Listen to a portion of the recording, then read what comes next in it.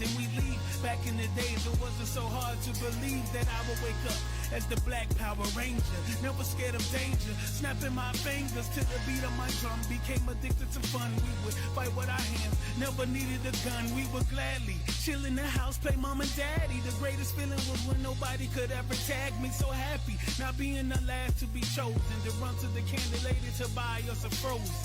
We were just kids up to no good. Remember the first time you watched Boys in the Hood? Rat tail in the back while my barber faced me. Do you remember when? Yes, no, remember maybe. When you would hear a song you like and you felt like it was about your life. Remember when you would write a letter to your girlfriend and she would read it to all of her girlfriends. Remember staying up all night, talking on the phone. Remember skipping class with your homeboys. Yeah. Remember G.I. Hey yo, I wrote this shit up all day. A long stay in the hallway. Harking back to an era of the tape play. Hitting on the track well, on a Maxell. With the spitting the beginning of a rap tale. Elastic scoop from Luke shine vividly. In due time produce rhyme synergy. And for the longest caught the blinking of the torment. Till England of performance still thinking of us dormant. And so it be, who hold close and kept dear. We're left there, won't know folks by next year. For ties cut, invest shares, perplex peers. Rise up, inflect fear, for hex snares. The rest cheer, know we did it for a purpose. Poem of a kid who never did scratch surface. Until we own it, respect the craft for proponents. Cause it ain't over till it's sown. Remember what? You would hear a song you like and you felt like it was about your life. Remember when you would write a letter to your girlfriend and she would read it to all of her girlfriends. Remember staying up all night, talking on the phone. Remember skipping class with your homeboys. Remember G.I. Joe.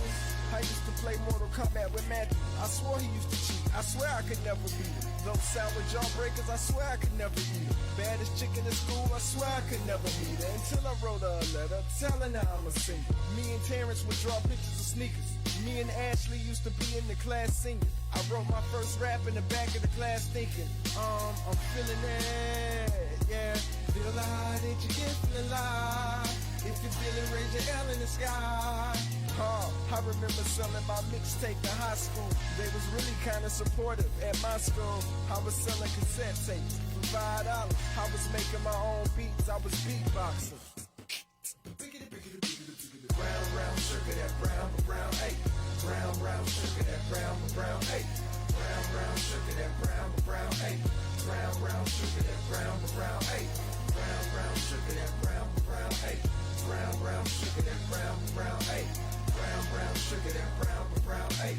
Brown, brown, sugar, that brown, brown, eight.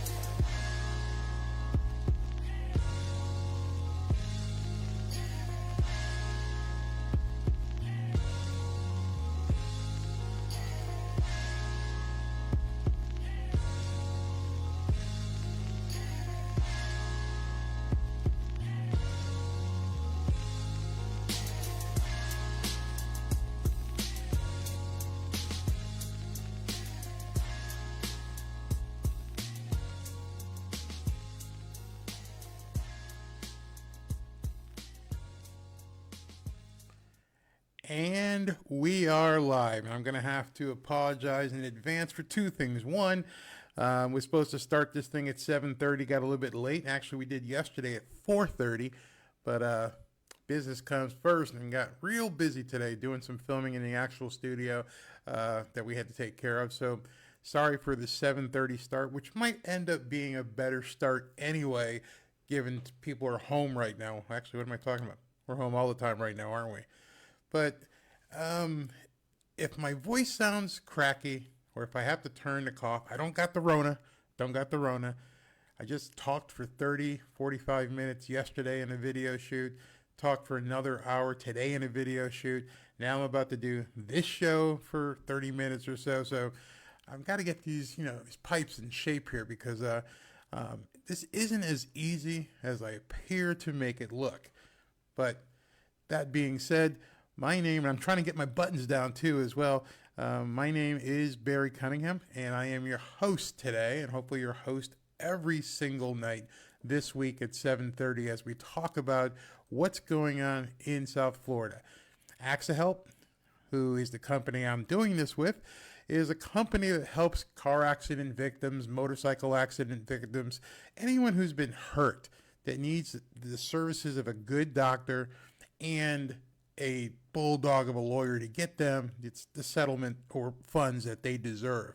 And that's the extent of, as you know, if you watched yesterday, that's it. That's the only pitch I'm going to make. If you need some help, contact us at Accihelp. So let's talk today about some of the numbers that have recently come out. And looking at this thing here, which is the chart of doom, basically, here in the United States. So in the United States, we've had 426,000 cases of the Rona. We've had 14,000 people, unfortunately, meet their demise.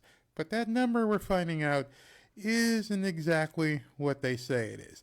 I mean, did you hear yesterday when Dr. Burke was doing the press conference there? And she said something that really caught my eye and a lot of people's eyes when she said that they are counting people as dying from the coronavirus if they even have the symptoms of it. So you can have the coronavirus, and if you happen to die of something else, if you have it, you died of the coronavirus. I don't know what kind of math that is. To me, that's kind of funny math, but I think people need to have a perspective of what's been going on. Think about that for a second.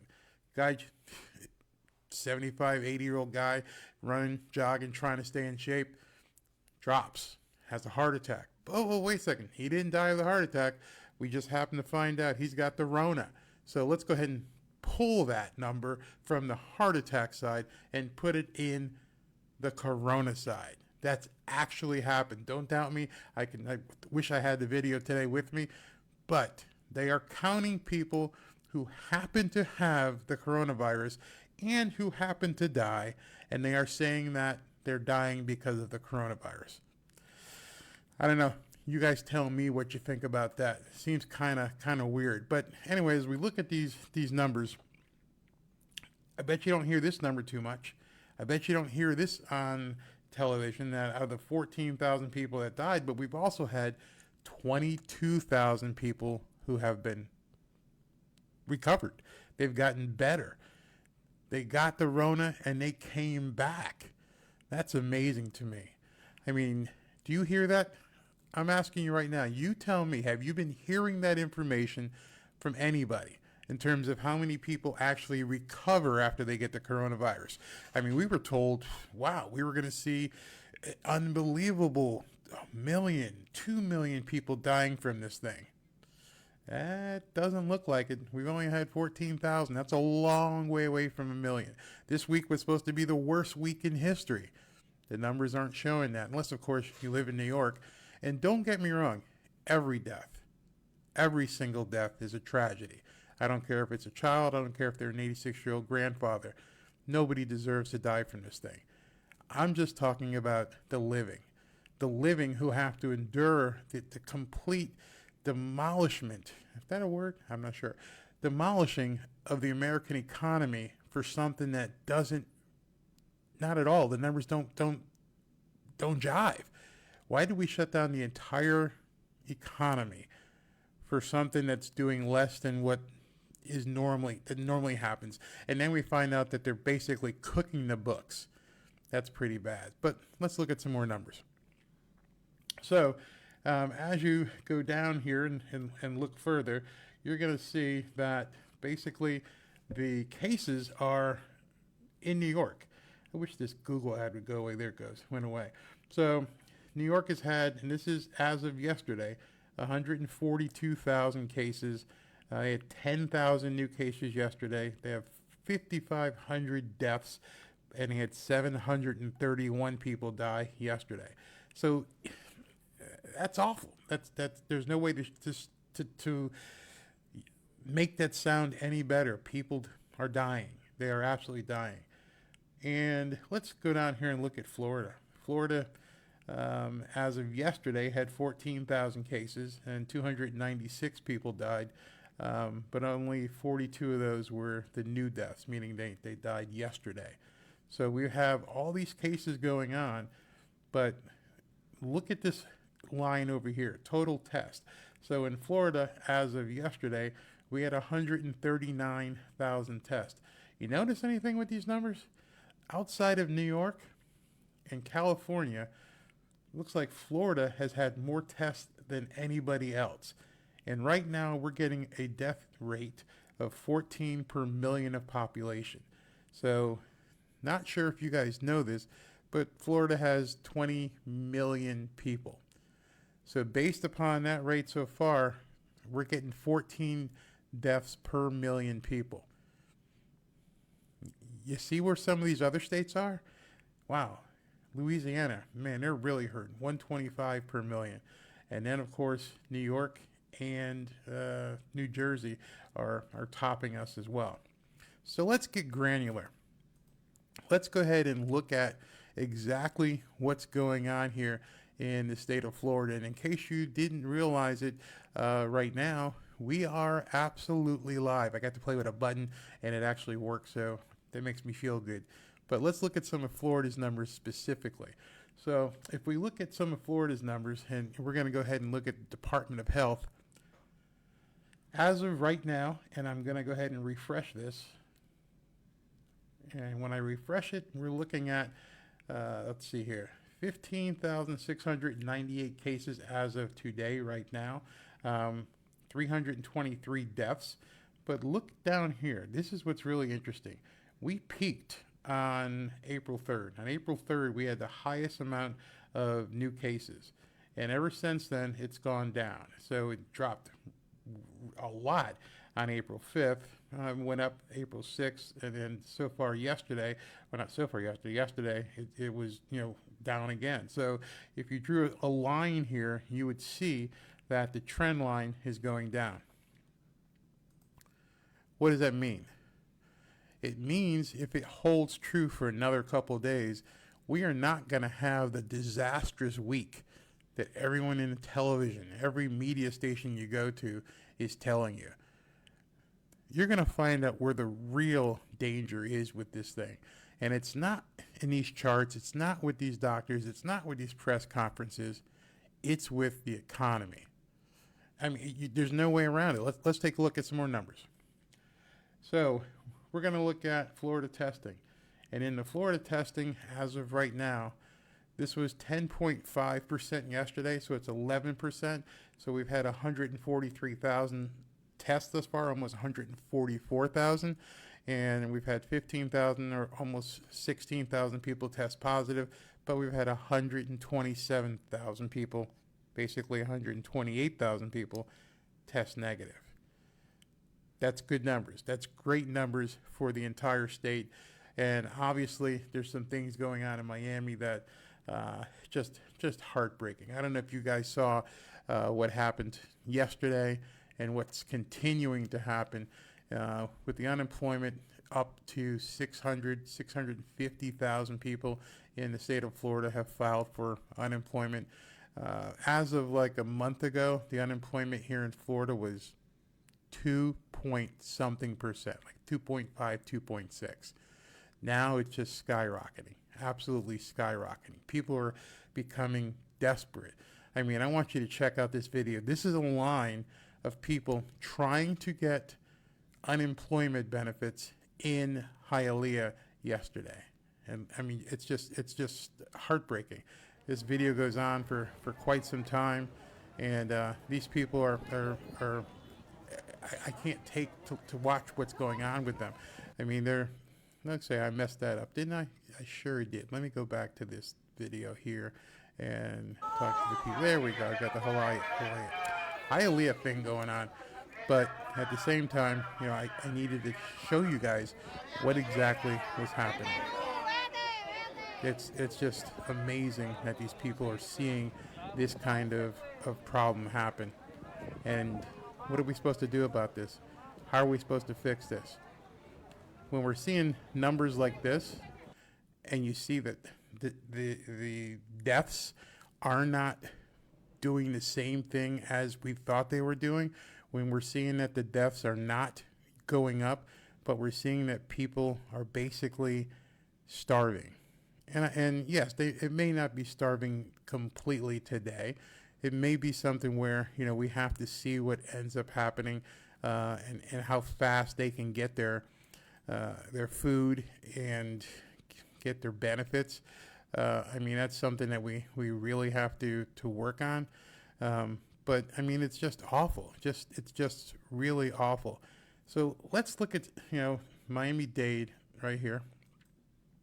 And Miami-Dade, you can see the numbers. It's going up. It's definitely a hot spot, but we should be able to do something about that. I mean, I think that we can probably see some people actually get better from this. I think we can see people recover from this from a health perspective. But what are we going to do when these people, like in Hialeah and some of these other states, other cities, aren't able to eat, and they're not able to get the help that they need in a fast fashion? So basically, I'm going to try and help out, and whatever we can do to make sure that people can do something. We're giving away $100 today. We gave away $100 yesterday. We're going to give away $100 tomorrow. But more importantly, for every person who likes our page, and for every person who leaves a comment, or any person who does a share, any of that stuff, what we're going to do? We're going to give 10 meals, as we're going to be working with the people from Feeding South Florida. And it's kind of why I'm doing this, is because I want to give back. I want to see these people helped. I want to see these people taken care of, and they're our neighbors. And if we're blessed enough to have something, I think we need to seriously help people out. It's just something that I really feel strong about. So if you could you please tell your friends to like our page? If you could, leave a comment. If you could, share it, and let people know that by just doing that, we're going to get you, or get people who need it, meals that they're right now not having. When you see that they're standing in line to eat, when you see this kind of thing going on, what does that make you think? What does that make you think as a person in South Florida, that your local neighbors are standing in line looking like it's a depression? It's crazy. It's absolutely crazy. I mean, think about it. Does that look like America? That looks like it's a third world country. It's crazy. We shouldn't have to have our people stuck in a line trying to figure out how they're going to eat and what they're going to do for their next meal. So please like this page. Please tell your friends about it. We're going to go grow, and we're going to get some money. And I got a big announcement tomorrow about a company here locally in Boca who's made a nice pledge to help feed some people. And I think it's going to be in the neighborhood of about 10,000 meals. 10,000 meals. Can you imagine the look on people's face when they know they don't have to stand in line to get food, that they don't have to drive and hang out in a hot parking lot waiting for someone to get them some food? We're going to get 10,000 meals out to people in South Florida just because of this one company. And I think they should be applauded. And I think we're going to start seeing other companies get behind this. And I'm going to keep talking every single day until I can see as many meals. My goal is to get 50,000. I want to get 50,000. If I get 50,000, then we go to 75,000. I know that today, Tom Brady and his wife, they donated 750,000 meals to the people in Tampa Bay. So I need to ask some of the Dolphins, what's going on? I don't see any, your players stepping up. I'm sure there could have been, and I may have missed it in the news, or perhaps the sorry news didn't even show it. But that's some amazing stuff. 750,000 meals to Tampa Bay, and the guy just got there. Yeah, he's got Jack. I mean, everybody can't be a future Hall of Fame quarterback and have a supermodel as a wife. Well, my wife's a supermodel, so yeah, everybody can, I guess. But 750,000 meals. You think that he was welcomed to the Tampa Bay community after that? The guy's going to do just amazing. So I want to see companies here. I want to see the Dolphins. I want to see the Marlins. You know what? I need to call. I'm going to have to get in touch with Alex Rodriguez. He's got some serious jack. He and his wife, J-Lo. And see what they can do. I know Gloria Estefan's down there. Let's see if we can't put together a huge movement to feed as many people here in South Florida as we can. What are your thoughts on that? What are your thoughts on the whole thing, on seeing these crazy, crazy numbers, and trying to help people eat and seeing these kind of numbers and understanding that, Dade's in big trouble. Big trouble. I mean, we've already had 5,300 tests. I don't know what else we're supposed to do than to help our neighbors. I'm not a doctor. I'm not a lawyer. And I really don't know what else I can do except generate food for these people. And, as you notice, we're a business. We help people who have been in car accidents. We help people who have been slip and fall. We help people who have workman's comp claims. But business right now has been interrupted. And for some people, business is going to be interrupted forever. There are going to be certain jobs in restaurants that may never come back. Some of your favorite restaurants may never survive this. They may never even come back. I can imagine how many movie theaters are going to end up closing. We've learned a different way of life. We've learned that we can look at our big screen and watch TV and watch movies just at home. We don't have to go out and spend the money. We don't have to worry about getting infected. That's what they've done to us. And because of that, business is in trouble. And I know there's a whole lot of people, forget what political party you represent, but people are people. Doesn't matter if you're Democrat, doesn't matter if you're a Republican, doesn't matter if you're a Trump fan, doesn't matter if you're a Sanders fan. Oh, wait a minute, Bernie's gone. Doesn't matter if you're a Biden supporter, doesn't matter. Everybody has to eat. There has to be sustenance. This country cannot survive and will not survive if people aren't put back to work and fed at home. Do you know how many meals are served to kids in Broward County, lunch and breakfast, that take the place because their parents can't feed them? Broward gives out 96,000 meals. Think about that. People had these children. They can't afford to feed them. They go to school, and schools have become the place where these kids get fed. Well, it doesn't matter. It doesn't matter your political affiliation. They have to be fed. There's nothing we can do about it. We can't tell little Johnny or Susie, go home hungry. We can maybe help something with the parent and take care of that, but little Susie and Johnny need to eat. So business is suspended right now. And for those of us who are lucky to still be generating revenue, we have to give back. So I don't care if you have $1. I don't care if you have $5. I don't care if you have $10. It'd be nice if you had like $100 and you want it from me tonight. Who wants $100? Right now, leave a comment. Tell me you want $100. I'm going to wait. I'm going to check this afterwards. I think Jen's checking it as well. Who wants $100? Who wants to be not a millionaire, but who wants to win $100, a $100 Visa gift card, and who wants to give like 10 of it to feeding hungry people? I mean, hungry people are what we need to be looking at. I feel like a preacher, but I'm not. But we need to feed these people. We need to take what we can and feed these people. Don't go to Starbucks this week. Don't go to, no, wait a minute. You can't go to Starbucks. So I was even wrong about that. Don't do your takeout. Instead of doing your takeout this week, go ahead and give $5 to Feeding America. You don't need us. I mean, we're gonna give it either way, but you can click on the button. I mean, here, look. See the button in the upper right-hand column right here? This button that's changing colors with me moving my mouse. You can click here and just click Donate Now. And it can be as little as $1. Imagine your $1 feeding 10 people.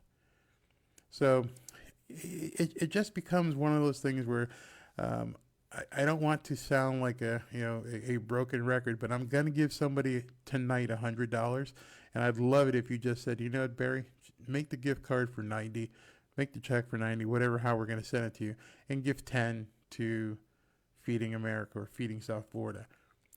Or do it yourself. Start with your own family and ask them, around the dinner table and say, hey guys, can we put like $10 towards Feeding South Florida? I mean, look, you don't need me to tell you these people need help. You don't need me to tell you that every one of these people deserves much better than they're getting. I don't know what else to say. When I saw this video of these people standing in line for unemployment, and it just goes and goes and goes around the block, down, more people just with no help in sight, asking the government to basically take over for them. That's not America. Not the America I want to live in. Not the America I'm going to live in. So, again, it looks like I've been talking for another 30 minutes, and I hope to that I'm not boring you guys, because this is important. We'll get to business. We'll get to talking about, helping people with car accidents, and we'll get to talking to people who want to file lawsuits, and we'll put them in touch with attorneys. We'll get to all that. We're going to have some fun too. Once we get back, we're up and running. We're going to get you guys to concerts. Just before this thing fell apart, we did a concert giveaway for people to see the band Aventura down at the AAA. It was amazing. We had hundreds and hundreds of people who entered the contest to see Aventura. And then shortly thereafter, everything got shut down, and nobody's had the ability to really get out there and have some fun. We can't even go to the doggone beach. I don't know. It's kind of crazy. So tell me what you think about that. Taking some tea to take that strained vocal cords of talking. You guys ever talk for 30 minutes straight? Think about it. Have you ever talked for 30 minutes straight? It's a pain in the butt. But, hey man, it's Easter week. It's Easter week, and there's no stay-at-home order that's going to stop me, because right now I'm compelled. Cross equals heart, baby. Let's give to these people. And again, I don't have anything to do with this. Now, if you're feeling down and you feel like, things really suck, sorry for using that word, I'm going to take you out with an uplifting message. I don't know if you've seen this video. This man is 92 years old. He's an Army War veteran. He's stuck at home, but Spirit's here. This is where the Spirit is. And you can't take that from somebody. You can try to break them, but you know what? You can't take it from them.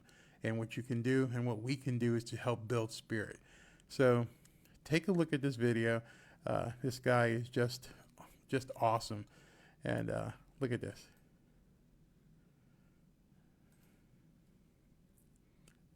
I love it. I love it. Dance, pops, dance.